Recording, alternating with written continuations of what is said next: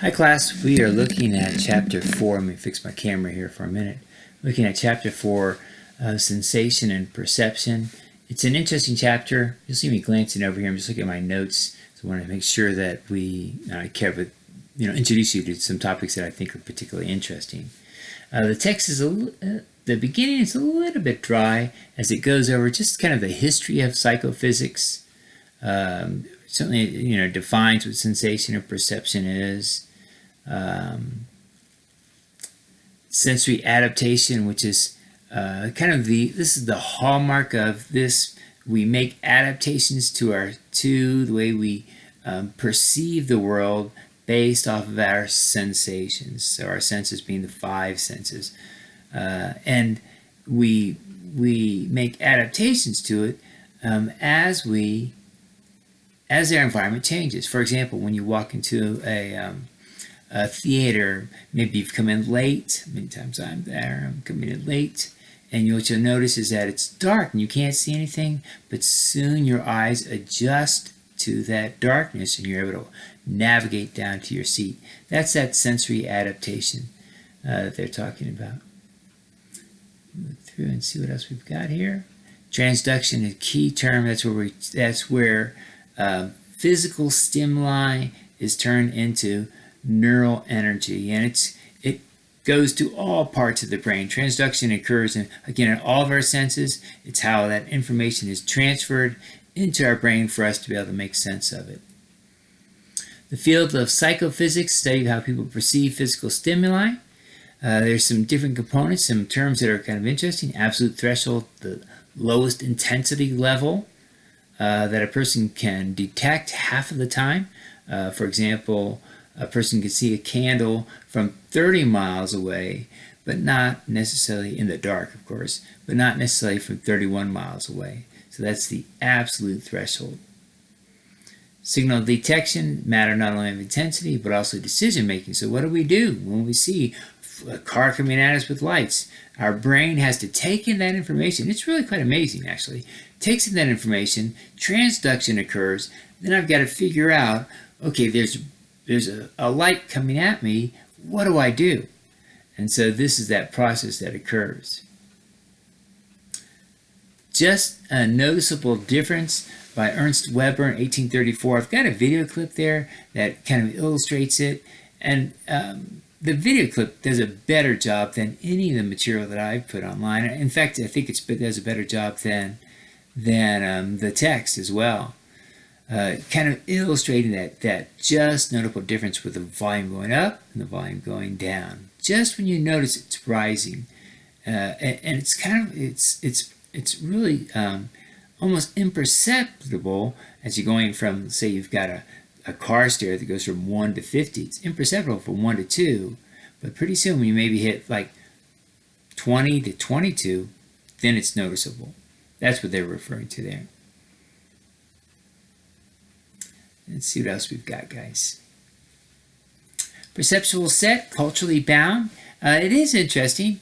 So what happens is that we will see things, we will perceive things based off of our culture. So we have senses that observe things around us, but then what occurs is that we perceive it based off of the culture. So what I do is in the class I use an example of this. That is when I had my daughter come over with her a bunch of 5-year-old girls coming over. This was like Super Bowl Sunday, and my wife had left, and so I was kind of stuck babysitting them on Saturday, which is okay, but I did not want them to be there all day on Sunday. And so what I did, I'm not necessarily proud of this, what I did is of course I made dinner for them all and gave them a cake and all that stuff. It was a good dad, But then, as night came along, I began to tell them, we had this arthritic hamster named Susie at the time. I began to tell them the story about this hamster that eats little children by the toes on up. And there's like blood dripping from the teeth. It was really something else. And so as I'm telling them, I would make a noise, make a movement, and then the kids were hearing Susie everywhere. So none of them slept very well that night, and they all went to go home early in the morning.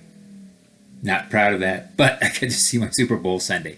That's an example of perceptual set. How all of a sudden we can see things and hear things based off of our perception, what we expect. And that's, again, very much culturally bound.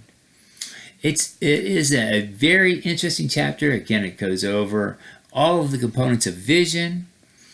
Let's see, let's looking over my notes, see what I've got, if there's any highlights there that I want to emphasize. One thing that are kind of interesting, that's a fairly new phenomena, is we used to think there were just simple cells, but now we know that there are what they call complex cells, or excuse me, we used to think there were just complex cells. Now we know there are simple cells. For example, there are specific cells that we can that are modified to identify famous people. So if I showed you a caricature of Obama or Bill Clinton or even Halle Berry, your brain would identify that as Halle Berry, Obama, or Clinton, Bill Clinton. And so these are simple cells. This was kind of a new surprise that came out, that we had certain cells that were just specific for a person. But that's just again just kind of a testimony of how amazing our brains are. So get that.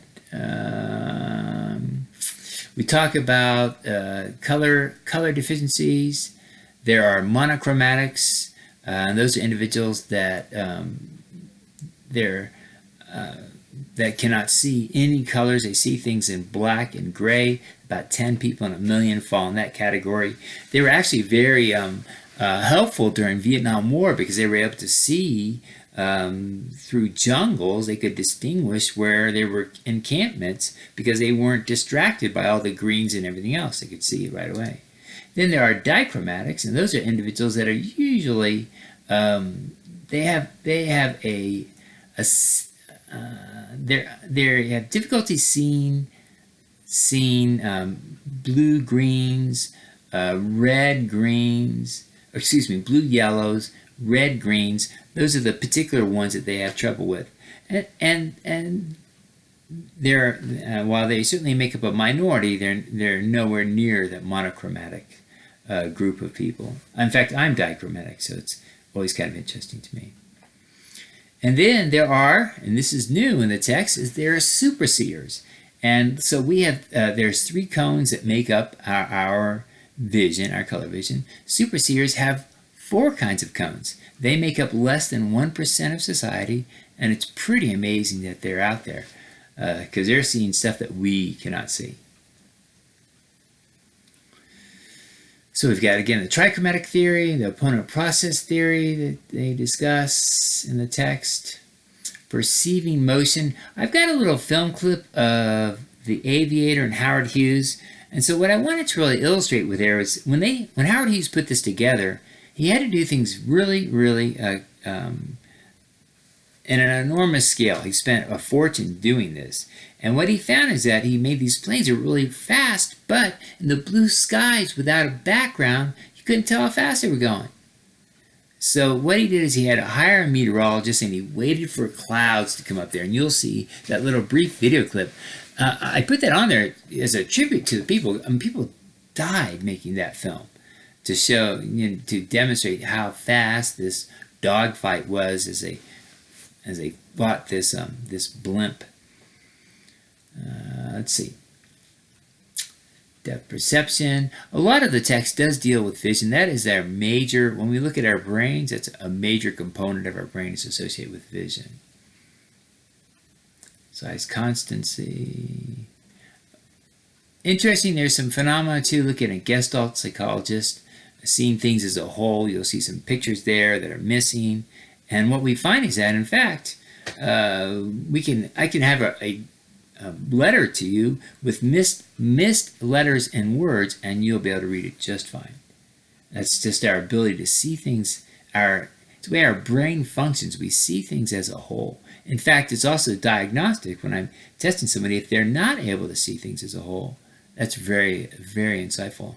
One thing that I do with individuals with people that had a neurological disorders, I'll have them draw the face of an analog clock. And it's so interesting. I've seen them where they draw all, 12 to 12 noon to 12 or 12 a.m. all on one side of the clock. There isn't anything on the other side. So that's kind of a telltale sign that something's amiss. Let's see. Sound is interesting. I often will start my class asking individuals what is worse, being deaf or being blind. And Helen Keller, she stated, and she was born both deaf and blind, the problems of deafness are deep and more complex. Most people, I'll ask them, what would you rather be, deaf or blind? If you had a choice and you had to make a choice, most people would say that they would rather keep their vision.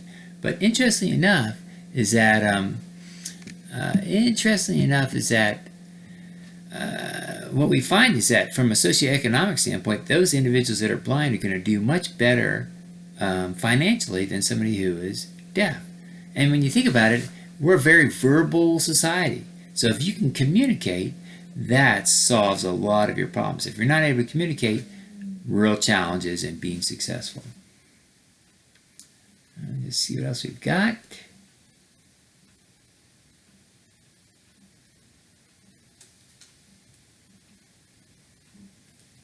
Talk about all the components of hearing.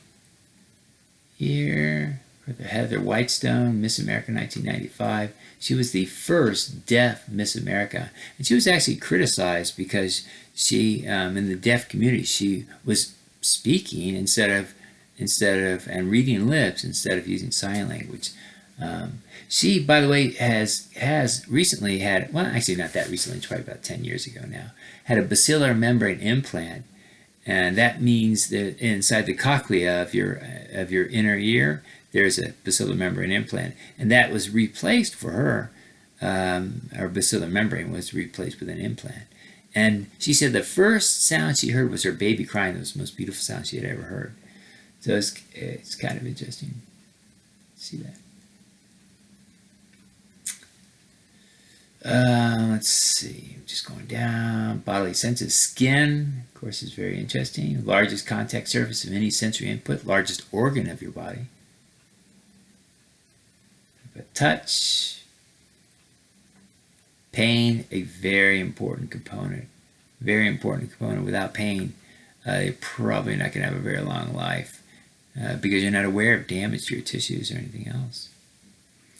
It is also a little bit of there's an emotional component too.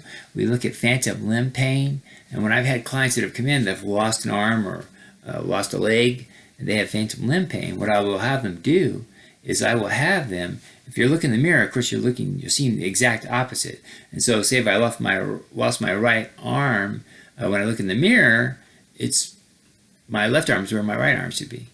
And so if you massage that, especially if you can kind of manipulate the mirror so that it reflects that, so that the missing arm, there's now an arm where the missing arm was at, you massage that arm, interestingly enough, the phantom limb pain in the missing arm is gone. Kind of an interesting little trick to the trade. Let's see.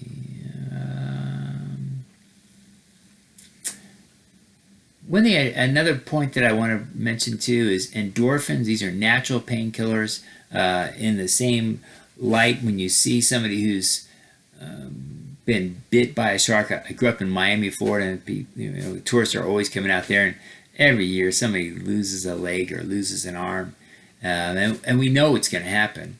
But it's so interesting when you talk about them because the individuals say, you know what, I didn't even feel the shark bite off my arm.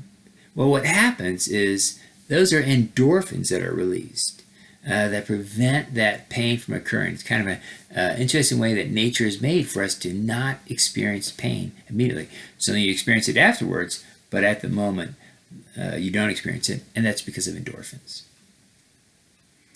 We talked about smell, the olfactory bulb, one of the older senses, older parts of the brain, excuse me.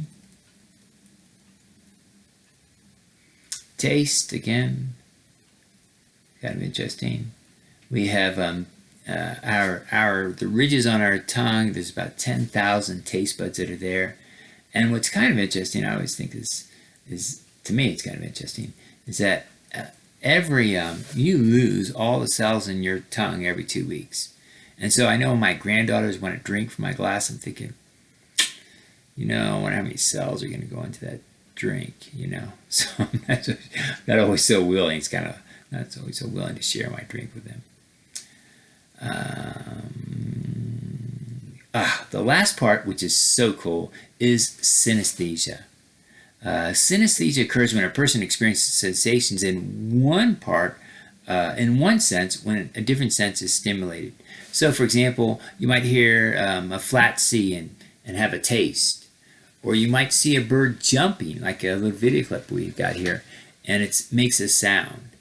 And so this is synesthesia. It's kind of interesting when the wires get crossed and we combine one expected sense with another sense. And so with that said, guys, I don't want to take too long in my videos here. That is an introduction to this chapter. I hope you enjoy it. It was very interesting to me as I put the lecture together. Thank you very much.